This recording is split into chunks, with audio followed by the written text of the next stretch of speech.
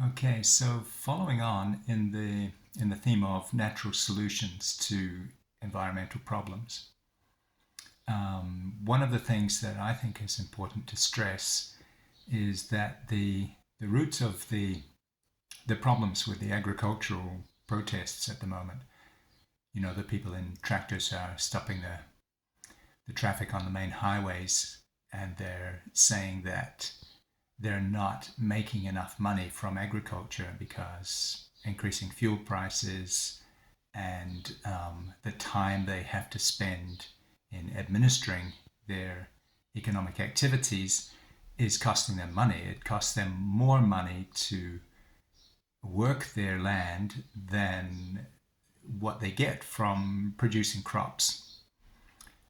And as well, climate change is making it difficult because it's not raining and it's very, very dry.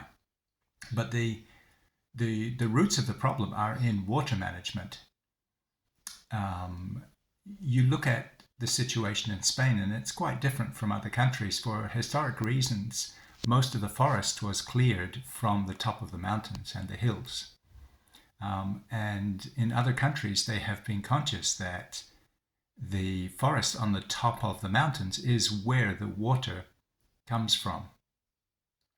And the forest floor, with all of the soil and the earth that is preserved there, is where the mountain stores the water and it maintains the level of humidity in the biomass. And this is especially true of forest that has been there for a long time. It's not okay to chop down the trees and then to have the trees grow again because you don't have that fertility of the soil building up. What you do is you lose the soil after a forest fire. You have the growth of pine trees, then there's a forest fire every 3 or 4 years, and you lose the soil in the next heavy rain. Rainfall is infrequent in Spain and it comes suddenly and then it goes away again, and then there is no rain for a long, long time. So when it does rain, you want to be in the best possible position to keep that humidity in the soil. And there are plenty of other countries that have greater problems of dryness in their environment than Spain, and they do have solutions. In Spain, they haven't really addressed this problem. Um, One of the reasons they haven't addressed this problem up until now is that they have been taking advantage of the aquifers. That's the water that's stored under the land.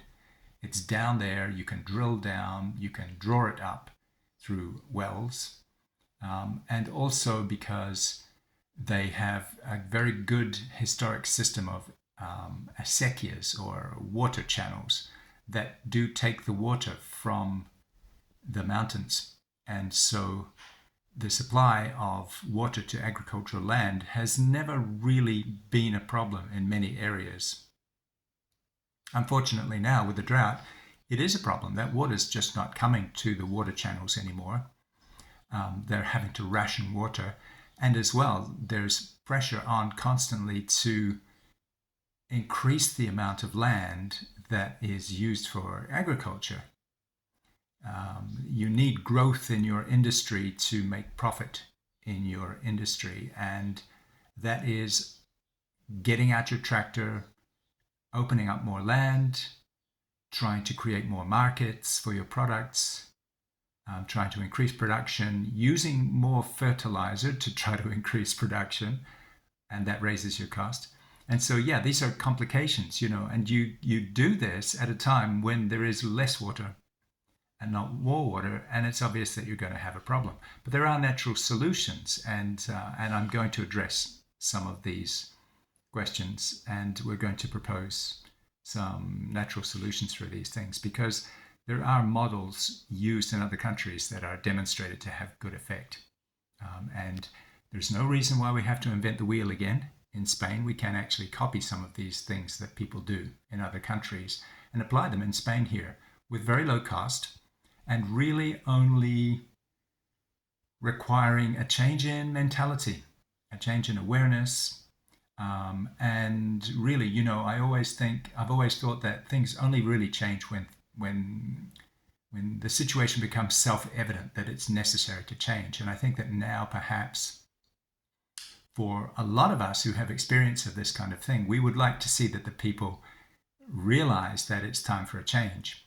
Unfortunately, there's a lot of resistance in Spain. You know, they have a mentality of not really being interested in listening to what information is coming from other countries, coming from outside Spain to Spain. And I think that's historically been one of the problems with Spain, that it has isolated itself geopolitically to some extent. But the time is here, and we're here to tell Spanish people that that there are solutions, and that really, you know, that they can move into a new future, which is going to be beneficial for them in many respects, and it's not going to cost them.